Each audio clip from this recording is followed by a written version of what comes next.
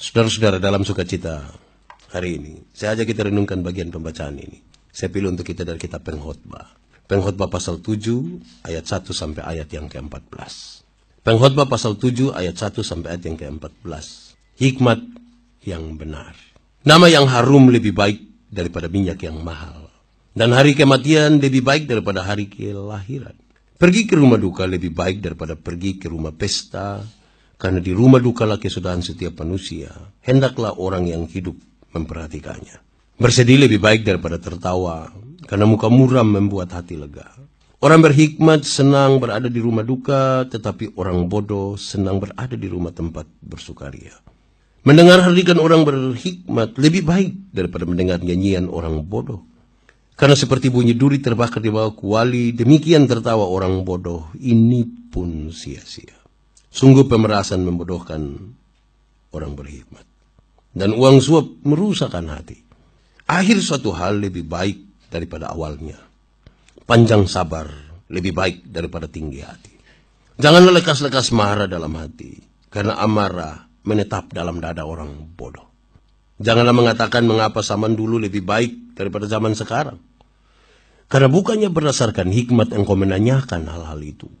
Hikmat adalah sama baiknya dengan warisan. Dan merupakan suatu keuntungan bagi orang-orang yang melihat matahari. Karena perlindungan hikmat adalah seperti perlindungan uang. Dan beruntunglah yang mengetahui bahwa hikmat memelihara hidup pemiliknya.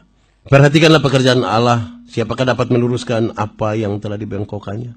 Pada hari mujur bergembiralah. Tetapi pada hari malang ingatlah bahwa hari malang ini pun dijadikan Allah seperti juga hari mujur, supaya manusia tidak dapat menemukan sesuatu mengenai masa depannya.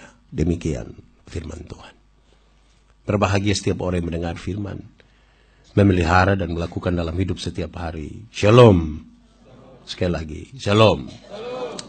Saudara-saudara, dalam hidup ini ada dua hal yang perlu kita khawatirkan. Yaitu apakah kita sehat ataukah kita sakit. Bahwa kalau ternyata kita sehat, tidak ada hal yang perlu dikhawatirkan. Tapi kalau ternyata bahwa kita sakit, ada dua hal yang harus diperhatikan, dikhawatirkan. Apakah kita sembuh ataukah kita mati. Tapi kalau ternyata kita sembuh, tidak ada hal yang perlu dikhawatirkan toh. Tapi kalau kita mati, ada dua hal yang perlu dikhawatirkan. Apakah kita masuk surga atau kita masuk?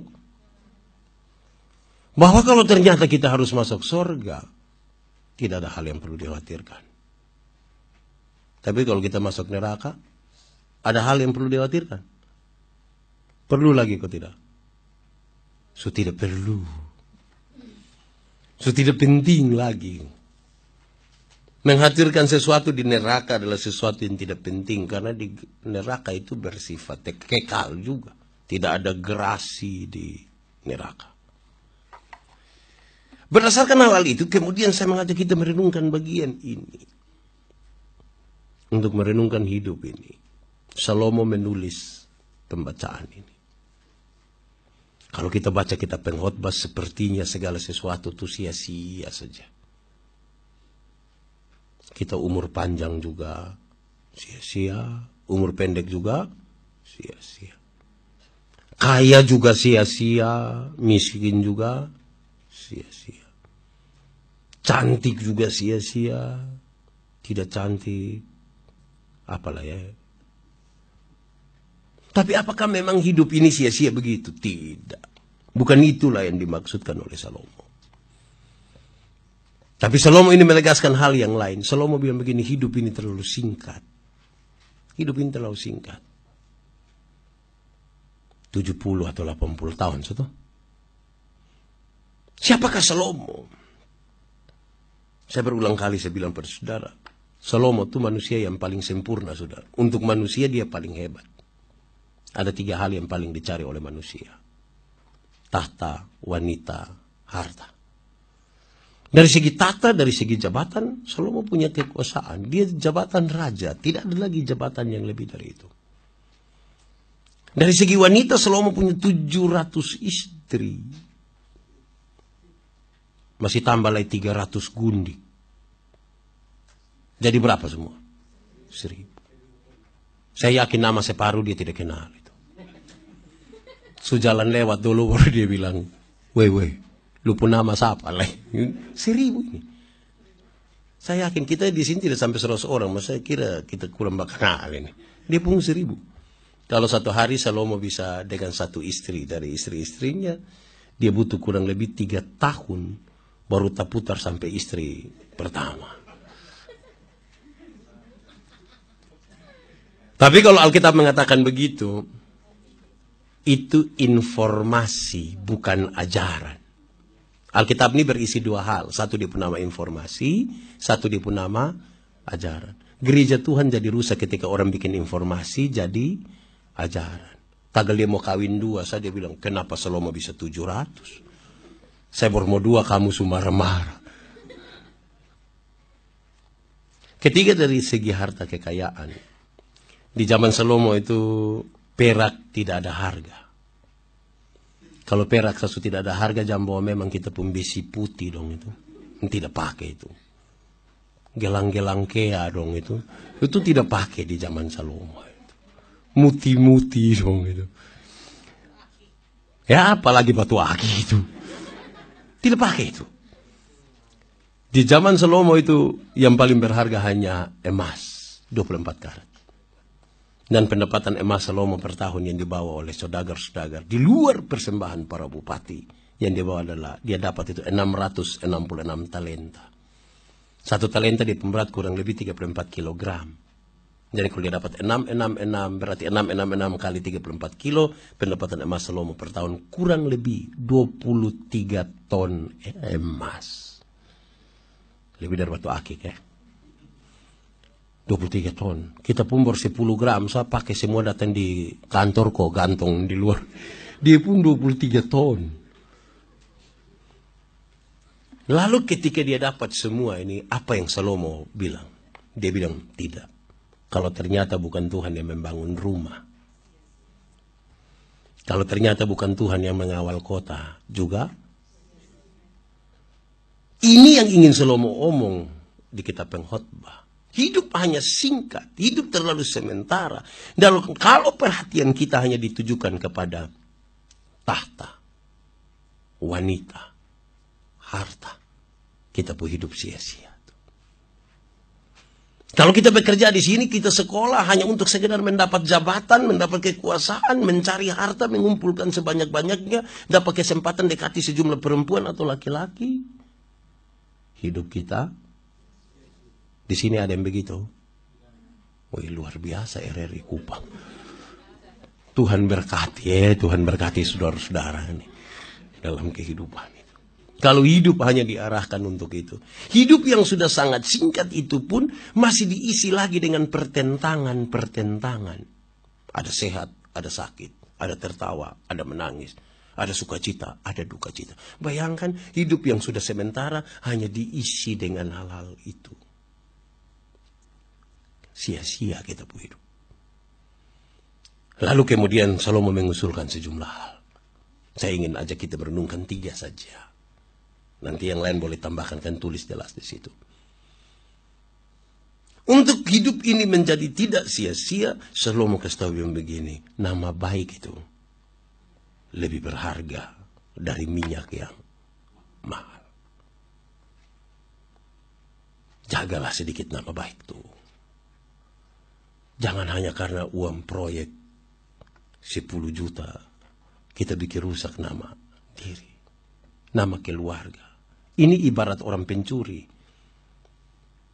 Mungkin dia baru pertama pencuri di air nona.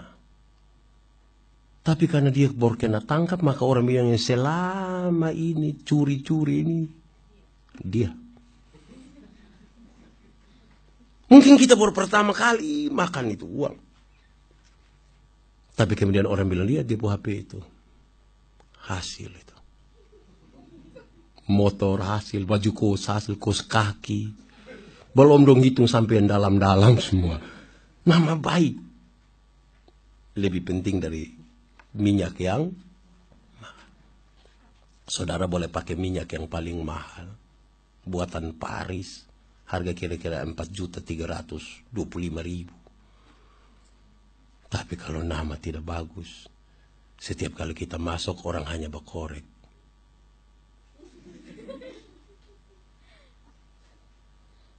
Nama baik lebih berharga dari minyak yang mahal.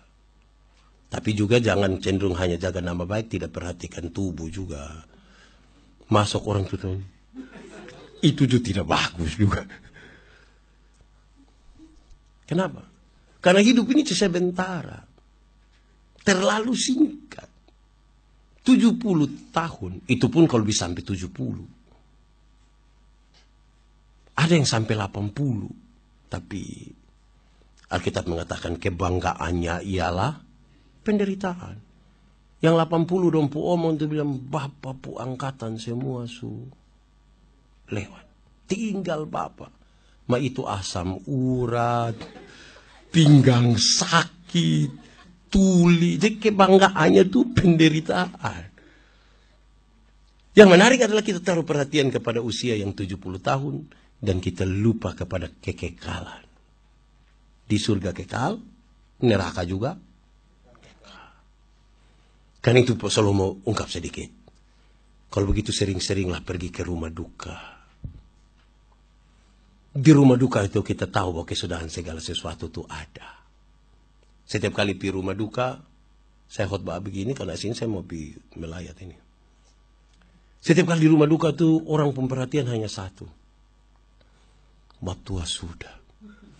Kira-kira lu kapan? Orang tahu bahwa dia terbatas, betul toh? Beda dengan kita pergi ke rumah tempat bersukaria. Di tempat pesta itu ada undangan hari tanggal sekian 2 minggu ke depan itu akan ada pesta. Kita mulai pusing mau pakai baju apa. Hari hatu mulai foto sendiri. Di rumah duka tuh tidak bisa foto sendiri. Orang foto kita hanya. Itu beda di tempat bersukaria. Di tempat bersukaria tuh kalau lampu sudah kelap-kelip. Terus, oke, semua tangan di atas, semua tangan di atas. Mogi. Lampu kelap-kelip tambah dari dalam juga ada kelap-kelip itu. Kita lupa kalau kita hidup terbatas. Sering-seringlah bangun hidup, ingat kita terbatas. Karena kita terbatas, kita akan memerlukan yang tidak terbatas, yang kita menjadi penting untuk ingat orang lain. Ingat orang lain itu penting. Bikin apa-apa tuh ingat orang lain sedikit. Ada 2 contoh. Kadang-kadang orang yang tidak ingat orang lain tuh bikin rusak ini dunia, bikin rusak ini kantor. Karena dari rumah sudah tidak terbiasa ingat orang lain. Baru beli tape 1 seputar sampai jam 3 pagi. Orang datang ke staf, Om, kasih tape sedikit. Oh kenapa? Bayi satu ada sakit di sebelah. Lu pikir tahu itu bayi ya? Ada tambah 2.000 di saya pun tape. Orang hidup terlalu egois itu Itu terlalu. Tapi saya kira di sini tidak ada yang begitu Kita hanya dengar radio, saya mau bikin tidak gitu. Kita puan anak sekolah dong, yang ini dong ini. Ini dong. Orang tua kasihan sayang dong juga beli kasih dong motor 1. Motor itu diciptakan dari sistem pabrik. Itu pasti modern. Dikerjakan oleh orang-orang yang otak bagus lah. Maka dong tahu memang setir kemana, gas kemana, spion bagaimana, velg kemana, joknya seperti apa. Itu pakai ukuran otak, pintar. Beda dengan kita pu anak dong. Semua mata pelajaran. Tapi donju reparasi ini motor. Akhirnya motor bunyi kayak orang gila. Wah. Setiap kali lewat satu gang kok motor bunyi gitu tuh orang pun doa hanya 1. Mati bae. Hidup tuh ingat orang lain.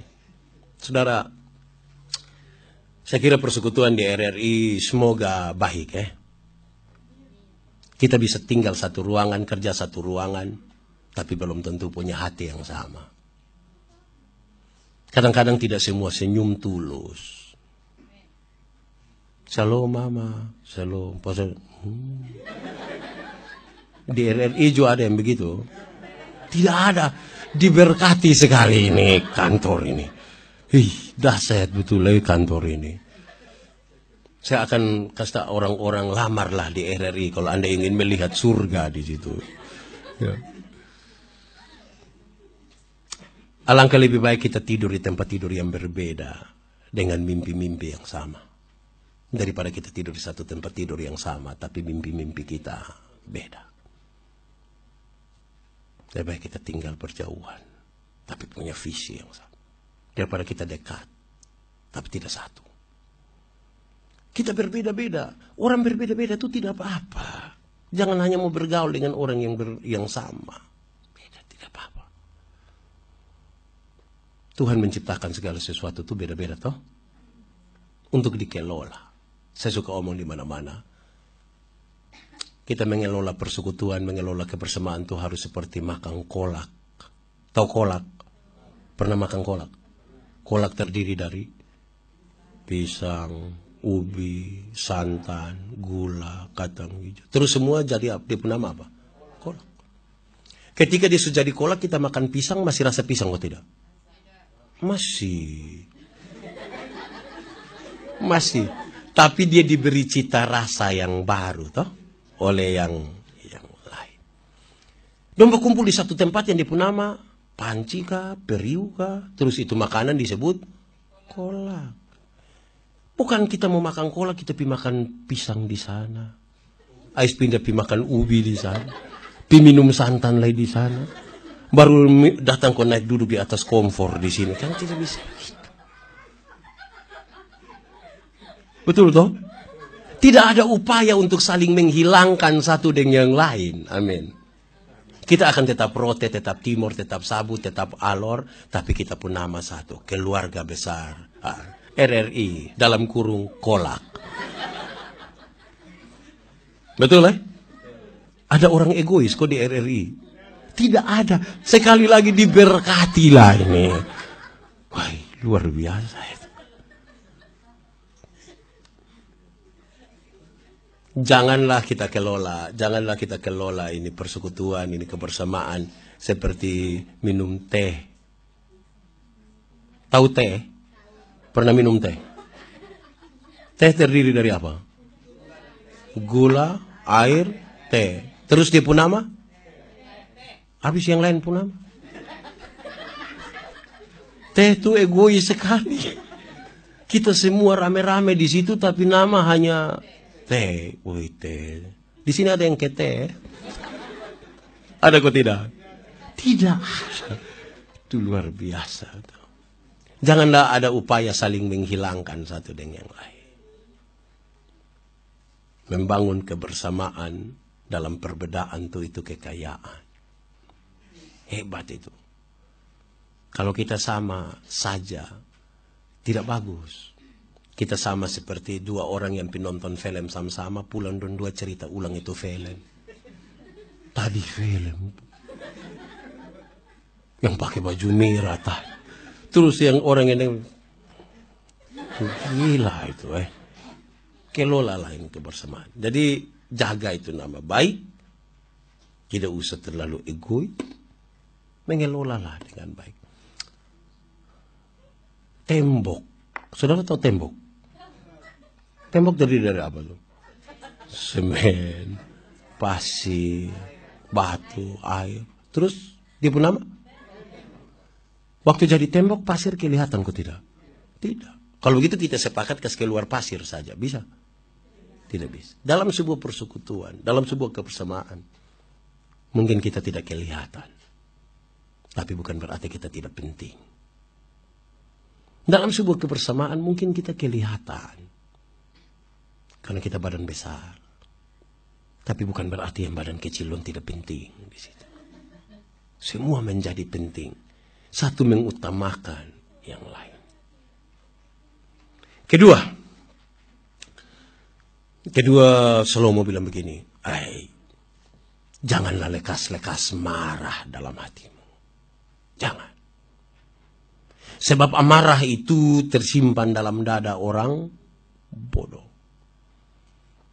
Orang yang marah terus itu merusak dirinya, bukan merusak orang lain. Sedikit-sedikit marah. Sedikit-sedikit marah. Sedikit-sedikit marah. Marah kok sedikit-sedikit. Orang baru lihat dia sedikit, lu lihat tetap. Itu hanya badan saya yang besar. Sesungguhnya dia masih anak-anak sekali. Kenapa? Jangan lekas-lekas marah. Marah tuh boleh kok tidak? Boleh. Tetapi catatannya ada dua. Satu, marahlah secara proporsional. Kalau kita belajar dari kitab Ayub. Ayub pasal 2 ayat 9-10. Ayub luka dari ujung kaki sampai ujung kepala. Dia pun istri datang dengan kecewa sekali karena orang sudah kehilangan segalanya. Dia pun istri, Ayub, masihkah engkau percaya kepada Tuhanmu? Kutukilah dia dan matilah. Ayub marah. Ayub bilang dia pun istri, engkau bicara seperti perempuan gila. Apa engkau mau terima yang baik saja dari Tuhan? Yang tidak baik tidak engkau terima. Tapi ayat ke-10 ditutup dengan kalimat ini. Dalam semuanya itu, Ayub tidak berbuat dosa dengan mulutnya. Dia marah. Tapi marah dia pun istri punya sifat. Bukan marah dia pun istri pun badan. Untuk menegur kesalahanmu, aku tidak harus menjadi musuhmu. Amin. Karena beta sayang, makanya beta kasih tahu. Jangan begitu. Tapi itu marah sifat. Kalau ada anak malas, marah dia pun malas. Jangan anak baru sampai langsung bilang, lu pi mana kok? Lihat lu pu muka nih. Itu marah tubuh. Marah sifat. Saya tidak suka lu pu sifat marah. Kita ini kadang-kadang marah, kita bawa semua. Dia pu mama juga kita bawa, suku juga kita bawa. Itu mama su bilang, jangan kawin orang isi sendiri, saya tidak. Marah sifat, jangan marah. Kadang-kadang kita suka marah sembarang. Tapi catatan yang kedua ialah, amarah itu hanya bisa tersimpan di dalam dada orang bodoh. Kalau saya marah Pak Umbu, yang rugi saya atau Pak Umbu? Pendeta atau Pak Umbu yang rugi? Pendeta. Karena setiap kali lihat Pak Umbu pemuka, saya punya hati tentram kok tidak? Setiap kali Pak Umbu bilang selompa pendeta, saya punya hati tentram kok tidak? Setiap kali orang bicara Pak Umbu pun kebaikan, saya punya hati baik kok tidak? Kalau sayang diri, saya tidak boleh menyimpan amarah. Dalam doa Bapa kami, Yesus bilang begini, ampunilah kami sama seperti kami. Itu doa tuh menjelang tidur. Orang Yahudi paling takut kalau mati pada waktu tidur. Karena jangan-jangan mereka belum menyelesaikan masalah, mereka terus mati.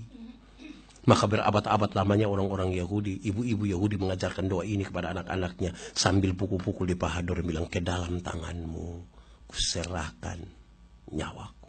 Doa ini yang Yesus sempurnakan ketika di Golgota. Mereka takut sekali kalau mati pada waktu tidur. Selesaikan semua, baru tidur. Jangan bawa amarahmu sampai ini matahari sudah terbenam berulang-ulang. Kita pun marah belum terbenam. Di sini ada yang tukang marah? Ada. Untuk yang ini ada.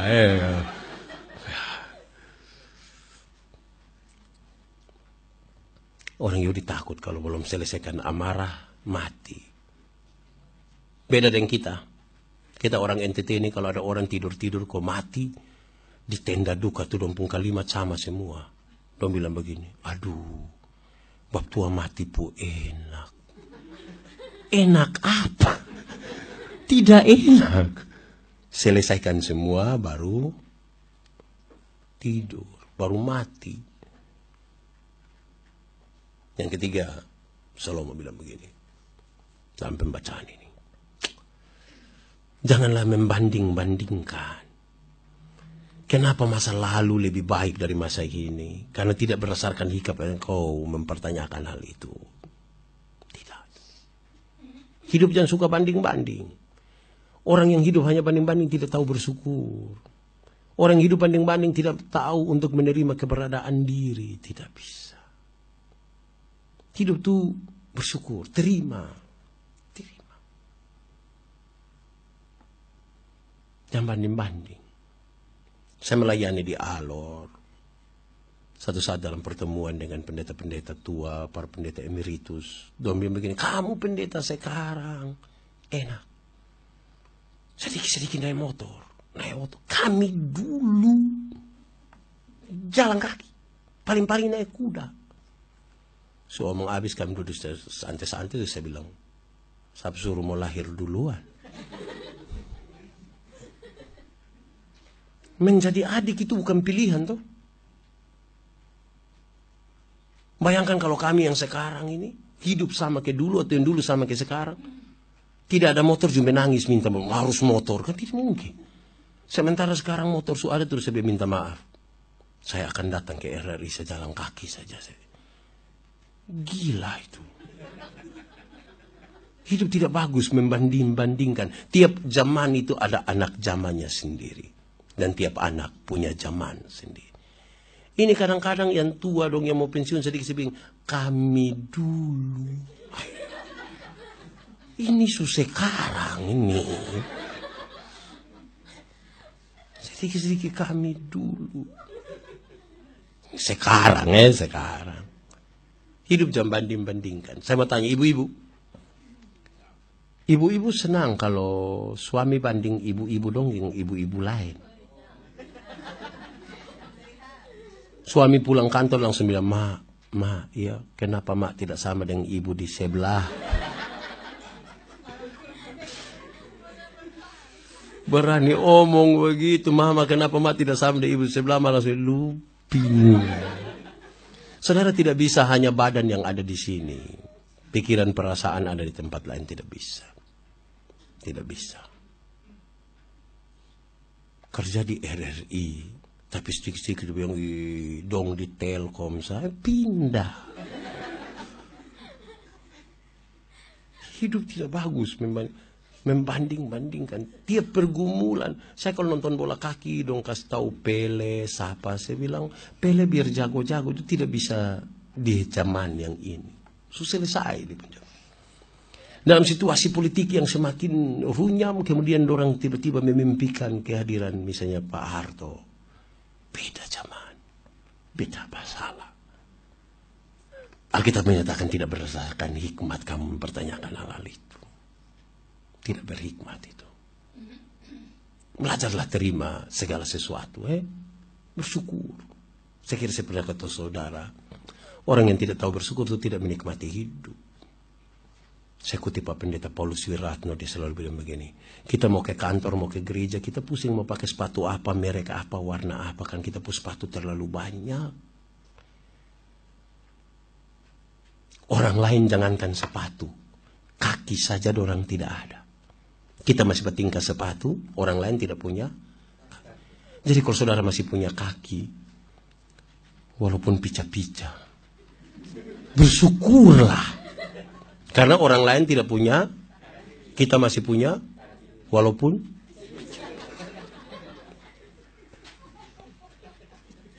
hidup ini butuh bersyukur. Orang yang tidak tahu bersyukur itu di mana-mana dia hanya ketemu orang yang begini. Hidup ini terlalu susah. Mati sudah kalau memang sudah terlalu susah.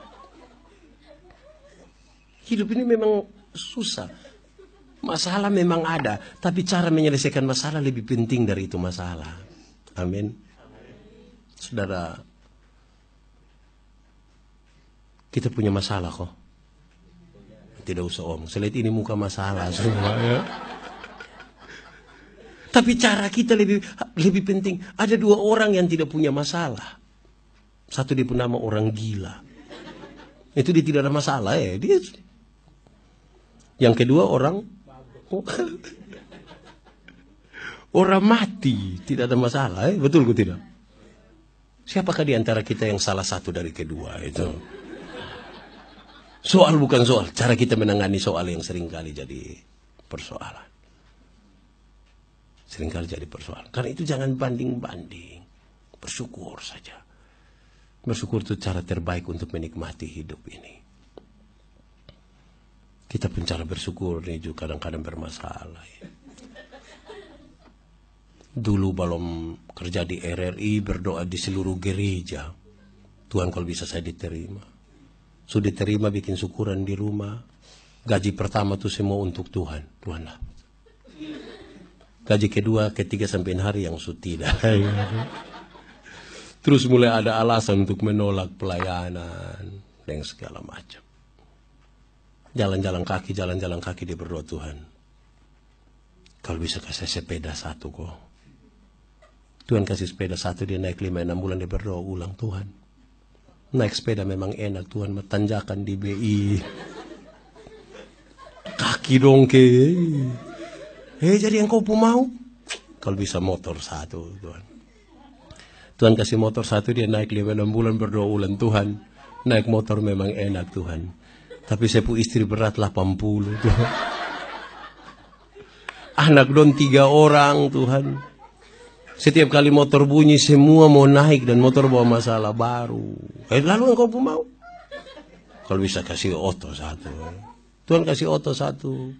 Dia naik oto terus dia berdoa Tuhan. Naik oto memang enak. Mam tuju naik. Dia duduk di muka. Tapi anak perempuan pertama suka kawin orang rote dan tinggal di rote. Masa mau pirote pakai oto Tuhan?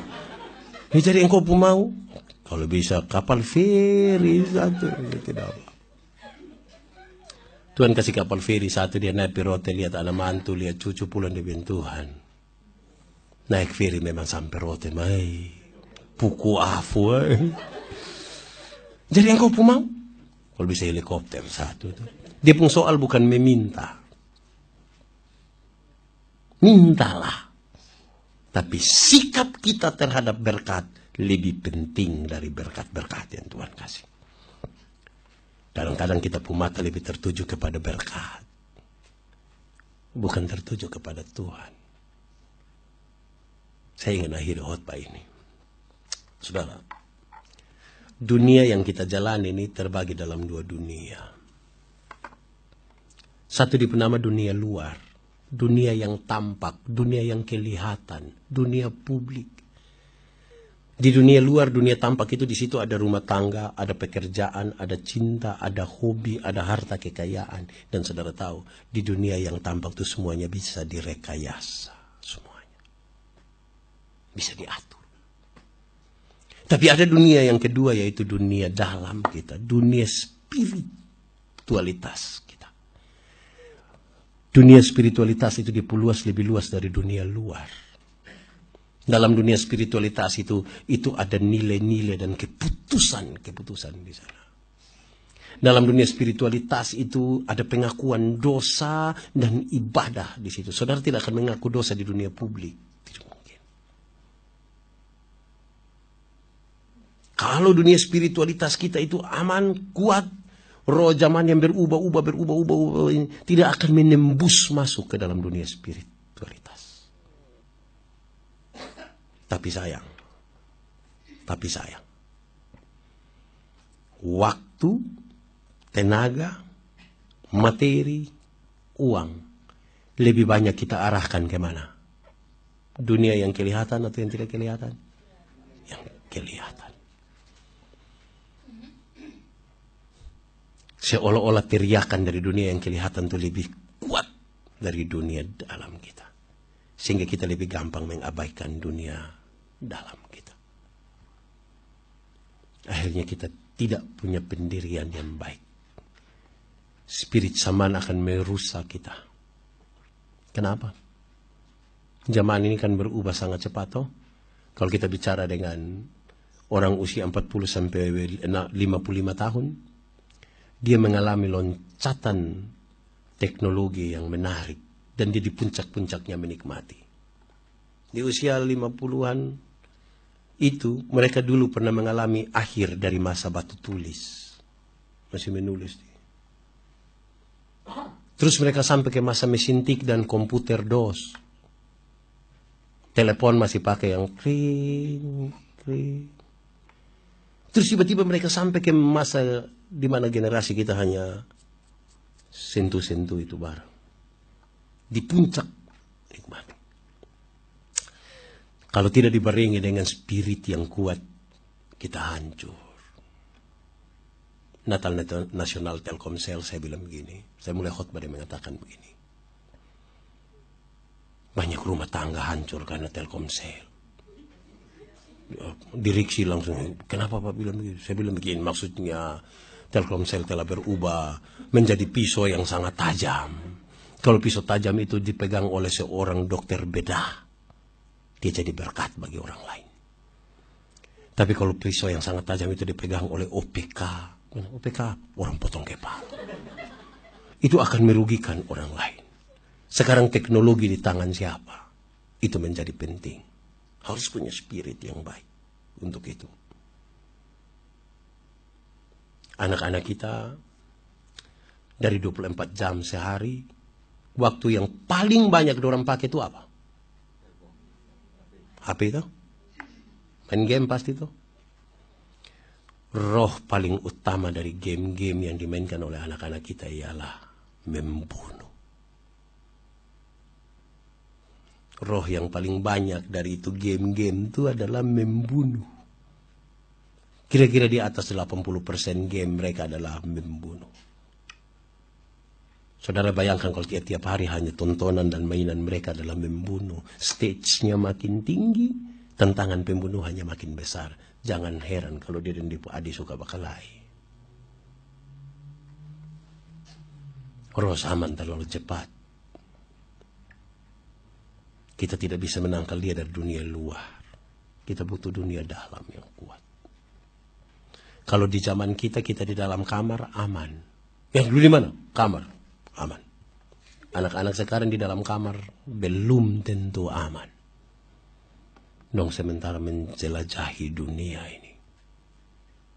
Karena itu kita butuh spirit yang bagus. Tuhan memberkati kita.